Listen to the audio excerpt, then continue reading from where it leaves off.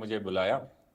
तो बात यह है कि देखें, जब जंग किसी भी तरीके से आपके मुल्क पे मुसल्लत हो जाए, तो भले आप छोटे हैं या बड़े हैं, साइज में कम हैं या ज़्यादा हैं, आपने अपनी हिम्मत के मुताबिक उसका मुकाबला तो करना है। तो मैं तो ये समझता हूँ कि अगरचे आपके इंडियन मीडिया पे इतना ज़्यादा ये दिखाए जा रहे हैं कि इस तरह एयरक्राफ्ट्स, और जिस तरह अभी विंग कमांडर साहब कह रहे थे कि जी आपकी हाईवेज इस तरह की बनी हुई हैं कि उनके ऊपर फाइटर एयरक्राफ्ट्स लैंड कर सकते हैं और वहाँ से टेक ऑफ कर सकते हैं। तो बिल्कुल इसी तरह की तैयारी पाकिस्तान में भी मौजूद है। पाकिस्तान में भी जो हमारी एयरफोर्स है, आर्मी है, वो हाई अलर्ट है। मैं ज़ाती तौर पे कोई जंग का इतना हामी नहीं हूँ। मैं समझता हूँ कि जो लोग आपस में बातचीत कर सकते हों, हमसाए हों, उनको उस तरह बात करनी चाहिए।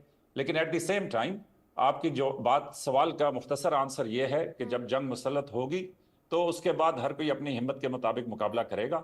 लेकिन मेरी ज़ाती नज़र में अगर ये जंग हुई तो ये जंग खौफनाक होगी। और दूसरी बात ये कि मेरे ख्याल में कि इसमें दोनों जो मुल्क हैं, उनकी जो दोनों देश हैं, उनकी आवाम की हार होगी।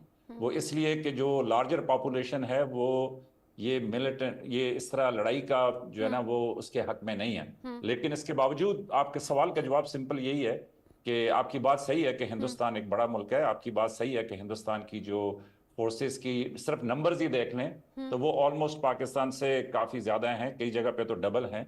लेकिन इसके बावजूद पाकिस्तान जो है वो अपने मुल्क का दिफा करने का हक रखता है। हाँ, और पाकिस्तान की जाहिर सी सरकार बात ने है, यही किसी कहा भी है। देश की फौज को, सेना को ये सिखाया जाता है। और मैं आपकी बात की इज्जत भी करती हूँ। मतलब आप कम से कम वो ऊल जुलूल बातें नहीं कर रहे हैं जो पाकिस्तान से जुड़ने वाले बाकी गेस्ट करते हैं। आप कम से कम ये जो बेसिक है वो कम से कम सच बोल रहे हैं कि हाँ, पाकिस्तान कहाँ स्टैंड करता है, भारत कहाँ करता है। लेकिन हाँ, जब भिड़ेंगे तो सब अपनी अपनी ताकत के साथ में भिड़ेंगे। एक और सवाल मैं आपसे करना चाहती हूँ, क्योंकि आप पाकिस्तानी फौज का हिस्सा रहे हैं।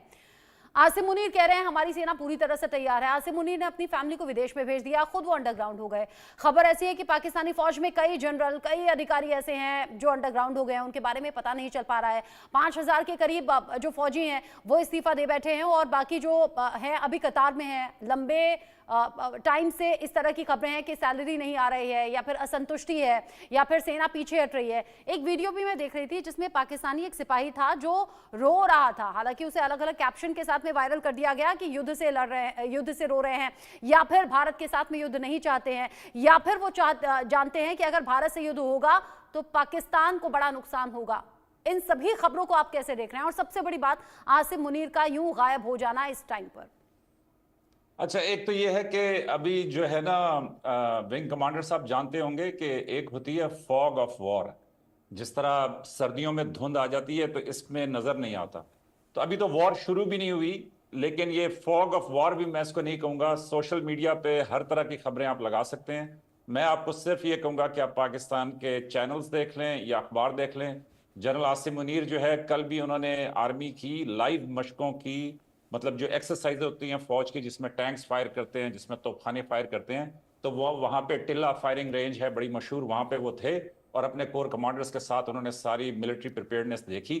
और इसके अलावा उनकी फैमिलीज वगैरह सब पाकिस्तान में मौजूद हैं। ऐसी कोई बात पाकिस्तान में कम से कम नहीं हो रही। और दूसरा कि जो आप कह रही हैं कि कोई सिपाही था कि जो रो रहा था, या सिपाहियों की तनख्वाह नहीं आ रही, या 5,000 ने इस्तीफा दे दिया, तो पाकिस्तान में अगर किसी ने इस्तीफा देना भी हो तो फिल वक्त वो रुक गया होगा। वो इसलिए कि देखें, आप भी मुझसे बेहतर समझती हैं कि जब वतन की बात आती है तो मतलब सेना तो बड़ी दूर की बात, आम लोग जो हैं वो भी फिर अपने वतन के दिफा के लिए, अपने घर की हिफाजत के लिए फिर वो एक खड़े बार हो आपने जाते अपनी बात सही तरीके से और सलीके के साथ कही है। और मैं फिर कहूंगी, क्योंकि आप पाकिस्तान के फौजी हैं और सलीके से अपनी बात को आप रख रहे हैं, तो चलिए, इस बात का सम्मान है। बाकी भारत और पाकिस्तान में अगर ये टकराव होता है और अगर हिंदुस्तान वाकई हमला करता है तो पाकिस्तान को बड़ा नुकसान होगा।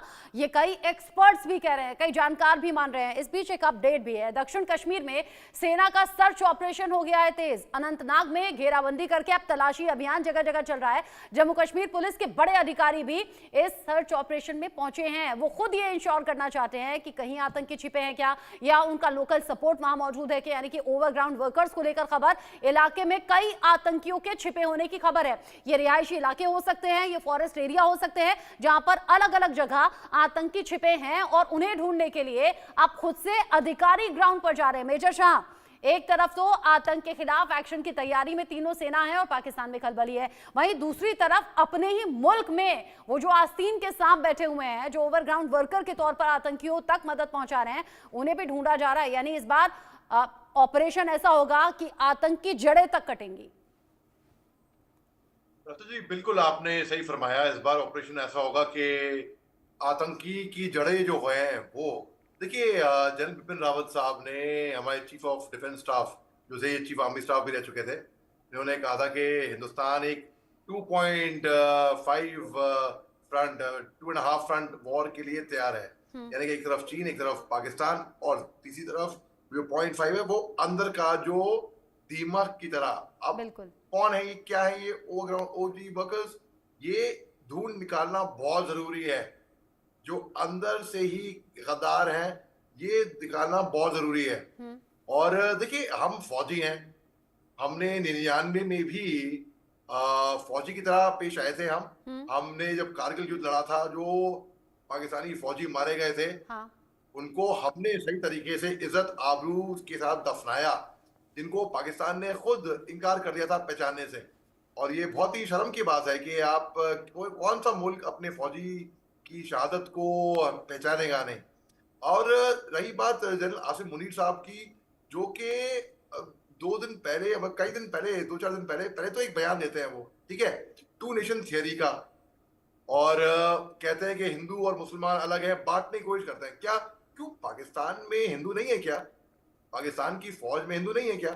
पाकिस्तान में, बल्कि दानिश कनेरिया पाकिस्तान का क्रिकेटर है, उसने बताया कि उसके साथ तासुब हुआ था, क्योंकि वो माइनॉरिटी कम्युनिटी का है पाकिस्तान से।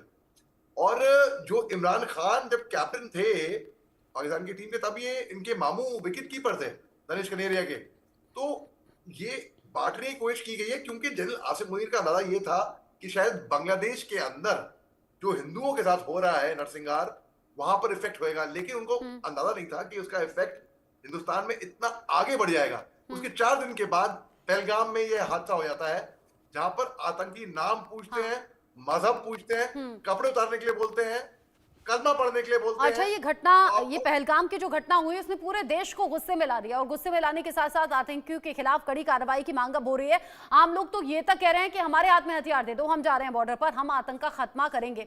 लेकिन मेजर रजा, एक बात समझ नहीं आती, पाकिस्तान में फौज के ऊपर एक के बाद एक कई आरोप लगते हैं, और ये आरोप बड़े गंभीर होते हैं। बलूचिस्तान में जुल्म ज्यादती का आरोप, पीओके में जुल्म ज्यादती का आरोप, खैबर पख्तूनख्वा, वहां लोग सड़कों पर आ जाते हैं। सेना के खिलाफ एक अजीब सा गुस्सा है।